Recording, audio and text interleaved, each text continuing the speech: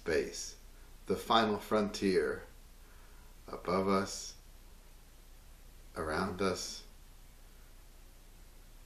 within us. Why, I've been told I've got a lot of space between this year and this year. Hey, it's Spaceman Matt here to talk about the first episode of the second season of Star Trek Discovery, called Brother. It was okay overall. We bring back Captain Pike, played by Anson Mount, who does not really remind me at all of Jeffrey Hunter, who played Captain Pike in the original pilot of the original series. But he's come to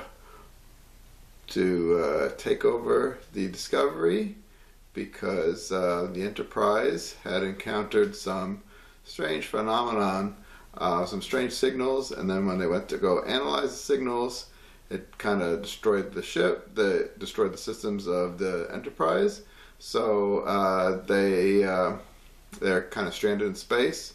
So Captain Pike and three of his crew members come aboard the Discovery to continue their mission to discover what are those strange signals are all about. This was I thought this was kind of murky to begin with, and maybe done on purpose to help keep the mystery going. But when they go to investigate, they encounter the signals around this asteroid that's about to plunge into a pulsar. And on the asteroid is a ship called the Hiawatha that's stranded, and there they find a surviving crew member, an engineer named Jet Reno. I keep on calling her Janet Reno for some reason. She's been keeping some of her crewmates alive who've been badly wounded and could not use the escape pods.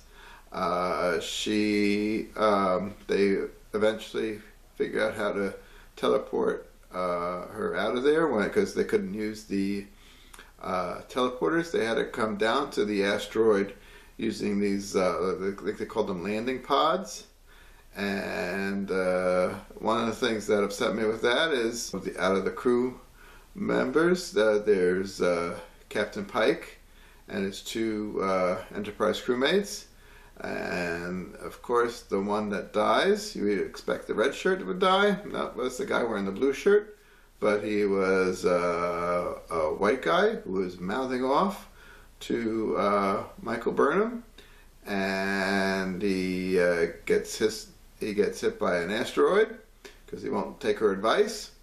And again, all those anti-SJW people are going to have a field day with that. But it seems to be anti-privileged white guy, but the show is being run by a privileged white guy, so I don't quite get it. This thing is odd, and this has to be an issue because this upsets some fans.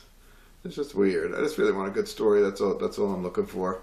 I don't care about the political agenda really. Just tell a good science fiction story. Anyway, so they get Jet Reno and her injured passengers off. Michael Burnham gets left behind, and she sees this red angel thing, which is supposedly the source of the signals. They say it's kind of like a mirage. Pike manages to rescue her.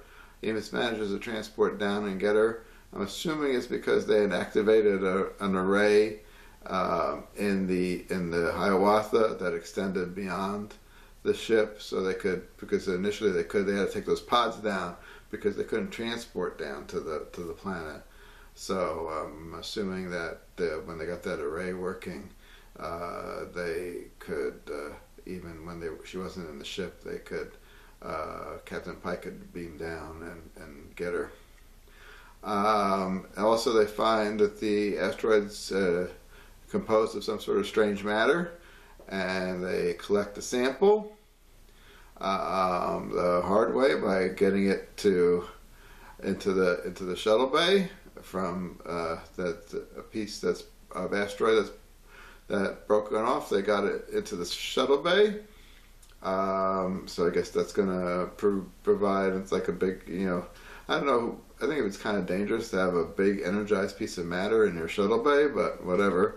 They're gonna somehow, that's gonna move the story ahead. So that's okay, I guess.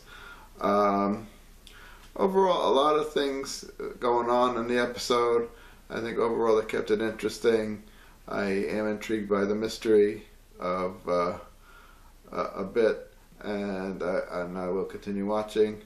I think it's again. I think it's, as long as it's entertaining. I really don't care about how much it's like the old Star Trek or not. And again, I don't feel comfortable with the recasting of these original series characters, but what can you do? There's also, again, we're going to be searching for Spock again in this season, so it's Star Trek 3 all over again. All right, please like and subscribe to my channel. And do you feel like we're being watched? I don't know. I get this uneasy feeling like I'm being watched. Anyway, please like and subscribe, and I'll see you next time. Bye.